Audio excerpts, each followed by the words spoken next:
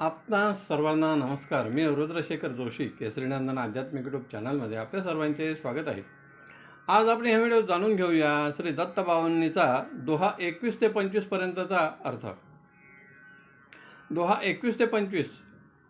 पेट पीढती तार्यो विप्र ब्राह्मण शेट उगार्यो क्षिप्र करे केमना मारी भार जो आनी गम एक जवार शुष्क काष्टने आज्ञा पत्र थयो केम उदासीन अत्र जर्जर वंध्या केरा स्वप्न कर्या सफळते सुतना कृत्स्न करी दूर ब्राह्मणनो कोड कीधा पूर्ण एना कोड.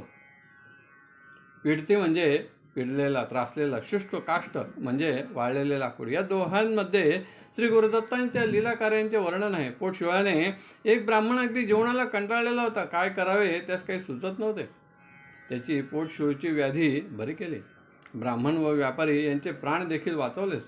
हे देवा, मग तुम्ही तर इतके दयाळू आहात, कृपाळू आहात, मग माझ्या मदतीला का धावून येत नाही? एकदा माझ्याकडे येऊन माझ्यावरती कृपादृष्टी टाकावी, बस. या पलीकडे मला दुसरे काही नको. वाळलेल्या लाकडालाही पालवी फुटावी व तो वृक्ष पुन्हा हिरवागार व्हावा अशी तुमच्या कृपेची शक्ती आहे. मग या दीनभक्ताची उपेक्षा का करीतात, विलंब का करीतात? हे देवा, एक वृद्ध स्त्री होती, ती वंध्या होती, पण तिला पुत्र प्राप्तीची इच्छा होती. तुम्ही तिची इच्छा देखील तुमच्या कृपेने पूर्ण केली.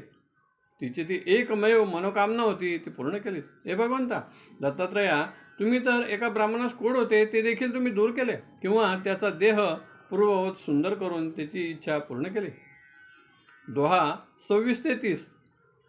वंध्या म्हेस दुजवी देव हरयू दारिद्र्य ते ततखेव झालर खाई रिझयो एम दिधो सुवर्णघट सप्रेम ब्राह्मण स्त्रीनो मृत भरतार कीधो सजीवन ते निर्धार पिशाच पीडा कीधी दूर विप्र पुत्र उठाड्यो शूर हरी विप्र मद अंत्यज हात रक्षो भक्त त्रिविक्रमतात. या 5 दोह्यांमध्ये देखील श्री दत्तप्रभूंच्या लीलांचे गुणगान आहे. हरयू म्हणजे हरण केले, नष्ट केले. झालर हे एका भाजीचे नाव आहे, ज्यास महाराष्ट्रात श्रावण घेवडा असे म्हणतात. उठाड्यो म्हणजे उठवले. हे दत्तप्रभू, आपण एका भक्तांच्या वांझ म्हशीला देखील दुभती केली व त्याच्या चरितार्थाचे साधन दूध विक्री पुन्हा सुरू झाल्याने त्याचे दारिद्र्य नष्ट झाले. श्रावण घेवड्याच्या शेंगांची भाजी ग्रहण करून किंवा भोजन करून आपण तृप्त झालात व तुम्ही त्यास सोन्याने भरलेला घडा दिलास. एकदा तर एका ब्राह्मण स्त्रीचा पती मृत झाला होता, त्यास देखील जिवंत केले. एका ब्राह्मण पुत्रास पिशाची पीडा होती, त्यातच त्याचा मृत्यू झाला, पण तुम्ही तर त्याची पिशाची पीडा देखील दूर करून त्या बालकास पुन्हा जिवंत केले. हे गुरुदत्ता, तुम्ही एका अंत्यजाचेकडून ब्राह्मणाचे गर्व हरण केलेस, त्यानंतर एका त्रिविक्रम नावाच्या ब्राह्मणाचे रक्षण केलेस. दोहा 31 ते 35.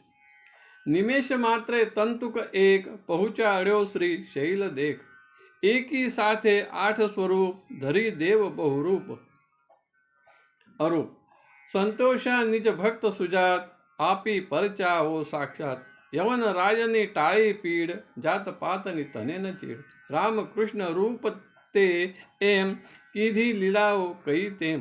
निमेष म्हणजे एक क्षण किंवा डोळ्याची पापणी लवण्यास जो वेळ लागतो त्यास निमिष असे म्हणतात.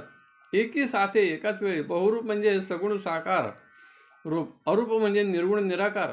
किधी म्हणजे केली. एक तंतुक नावाचा भक्त होता, ज्यास श्री शैलला जाऊन महादेवाचे दर्शन घेण्याची इच्छा होती. तुम्ही तर एका क्षणात त्यास तेथे पाठवून त्याचे दर्शन घडवून दिले किंवा श्रीशैल पर्वतावरती पोहोचवले. हे भगवंता, एकदा तर तुम्ही एकाच वेळी 8 भक्तांच्या घरी जाऊन भोजन केले, सर्वांना आनंदी केले. हे देवा दत्तात्रया, तुम्ही तर एका यवन राजाची देखील शारीरिक व्याधी दूर केली.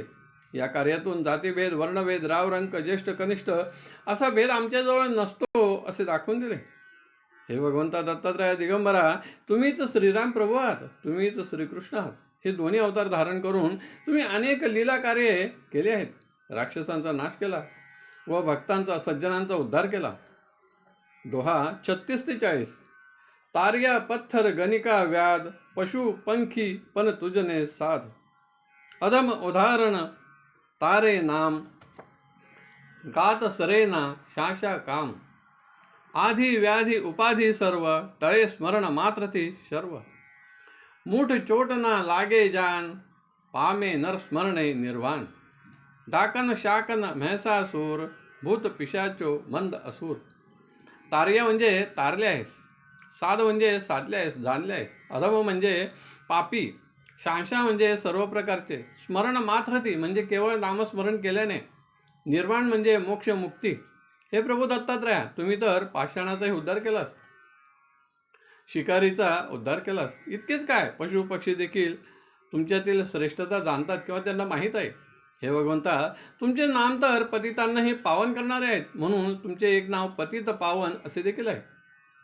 असे कोणतेच कार्य नाही की जे तुमचे नाम घेतल्यानंतर पूर्ण होणार नाही. म्हणजेच सर्व कार्य पूर्ण होतात ते तुमच्याच कृपेने. हे भगवान शिवशंकरा, तुमच्या केवळ स्मरणाने आधी व्याधी रोग पीडा चिंता क्लेश सारे काही नष्ट होतात. केवळ तुमचे स्मरण केल्याने बाहेरची बाधा जसे की मूठ मारणे भूत प्रेत बाधा दूर होते. तुमच्या कृपेने तुमच्या भक्तास मोक्ष प्राप्त होतो. हे श्री दत्तात्रया, तुमच्या नामस्मरणाने शाकीन डाकीन जाकीन चेटकीन असे अनेक भूतांचे प्रकार आहेत व असुर देखील पळून जातात. येथपर्यंत 40 दोह्यांपर्यंतचा अर्थ पूर्ण झाला. उर्वरित अर्थ पाहूया पुढील भागात. हा व्हिडिओ आवडला असेल तर जरूर लाईक करा, शेअर करा आणि व्हिडिओच्या खाली असलेल्या सबस्क्राईब शब्दावर जरूर क्लिक करा. धन्यवाद. नमस्कार. जय केसरी नंदन.